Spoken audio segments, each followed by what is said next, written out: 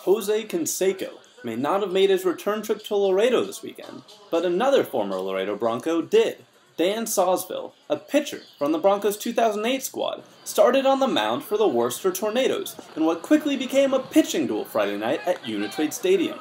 On the Lemur side of the ring, longtime reliever Garrett Sherrill got his first start of the season and played admirably for Laredo.